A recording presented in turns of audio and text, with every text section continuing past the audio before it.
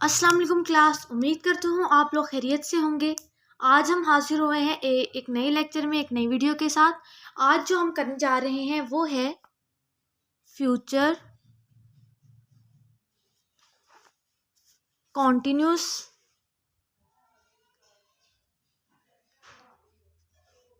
Tense.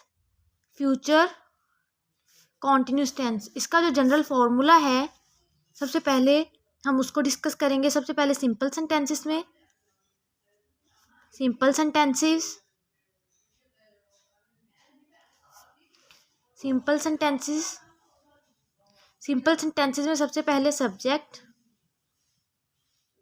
फिर उसके बाद हेल्पिंग वर्ब शैल या विल।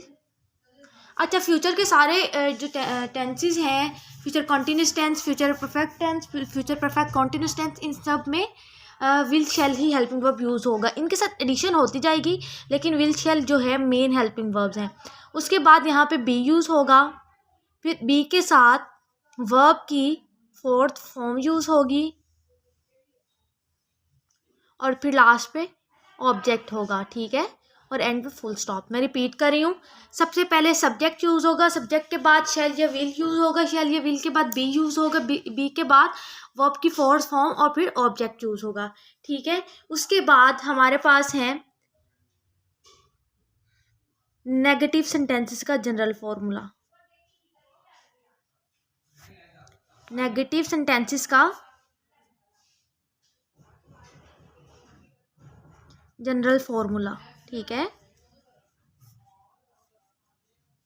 सबसे पहले सब्जेक्ट, फिर उसके बाद वही हेल्पिंग वर्ब विल या शैल, विल या शैल के बाद not as it is negative sentence, फिर उसके बाद बी, फिर उसके बाद वर्ब की फोर्थ फॉर्म, फिर ऑब्जेक्ट, और लास्ट पे फुल स्टॉप आएगा।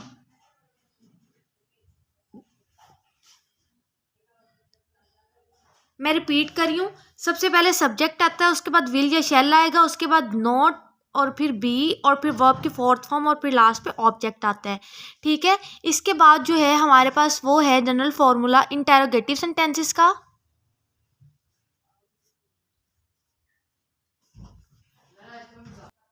इंटेरोगेटिव सेंटेंसेस का इंटेरोगेटिव सेंटेंसेस। ठीक है, इसका जनरल फॉर्मूला करने जा रहे हैं हम।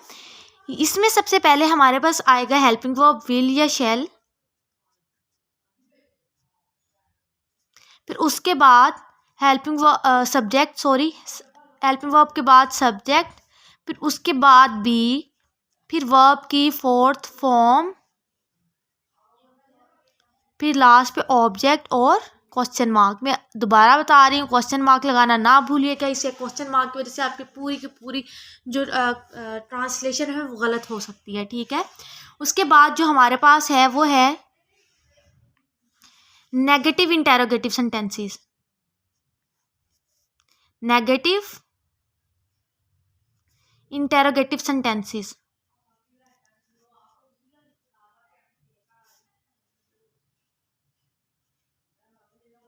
Negative interrogative sentences.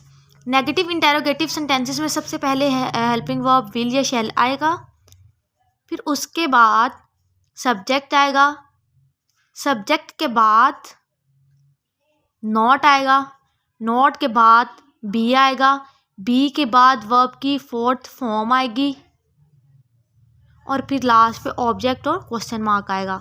मैं रिपीट कर रही हूँ, सबसे पहले हेल्पिंग वर्ब विल या शैल आएंगे, विल या शैल के बाद सब्जेक्ट आएगा, सब्जेक्ट के बाद नोट आएगा, नोट के बाद बी आएगा, बी के बाद वर्ब की फोर्थ फॉर्म आएगी, वर्ब की फोर्थ फॉर्म के बाद ऑब्जेक्ट आएगा, और लास्ट पे क्वेश्चन मार्क। अब आप लोगों में से जो नए स्टूडेंट्स हैं उनको नहीं पता चल रहा होगा कि वर्ब की फोर्थ फॉर्म क्या है, तो मैं बताती चलूँ। वर्ब की जो फोर्थ फॉर्म है उसके लिए मैंने एक अलग से वीडियो बनाई हुई है, जिसको हम प्रेजेंट पार्टिसिपल वाली फॉर्म कहते हैं। इससे ये इसलिए मैंने इसको नाम दिया, ये इसको क्योंकि इससे याद करना आसान हो जाता है बच्चों के लिए। प्रेजेंट पार्टिसिपल ये वो बच्चे घूम जाते हैं स्टार्टिंग में, तो इसके लिए मैंने अलग से वीडियो बनाई है, उसका मैं नीचे लिंक दे दूँगी ताकि आपके लिए हेल्पफुल रहे। उसके बाद है हमारे पास double negative interrogative sentences. Double negative double negative interrogative sentences, ठीक है।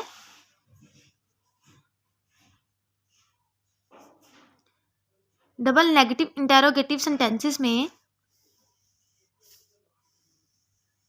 सबसे पहले हमारे पास क्वेश्चनिंग वर्ड्स, WH फैमिली या क्वेश्चनिंग वर्ड्स जो होते हैं वो आएंगे, जैसे हु, हाउ, व्हाट वगैरह।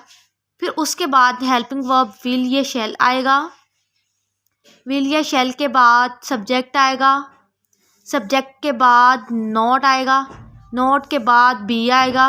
बी के बाद वर्ब की फोर्थ फॉर्म आएगी। वर्ब की फोर्थ फॉर्म के बाद ऑब्जेक्ट आएगा, ठीक है। और उसके बाद क्वेश्चन मार्क। मैं रिपीट कर रही हूँ, सबसे पहले क्वेश्चनिंग वर्ड्स आएंगे, फिर विल या शैल यूज़ होगा। विल या शैल के बाद सब्जेक्ट यूज़ होगा। सब्जेक्ट के बाद नॉट होगा। नॉट के बाद बी होगा। बी के बाद वर्ब की फोर्थ फॉर्म होगी और ऑब्जेक्ट होगा क्वेश्चन मार्क। अब यहाँ पे क्वेश्चन नया आ गया कि विल किसके साथ यूज़ होगा और शैल किसके साथ यूज़ होगा। तो मैं बताती चलूँ, जो जिसके लिए मैंने एक अलग से वीडियो भी बनाई थी, लेकिन मैं दोबारा बताती चलूँ। विल जो है वो यूज़ होगा he, she, it, subject name,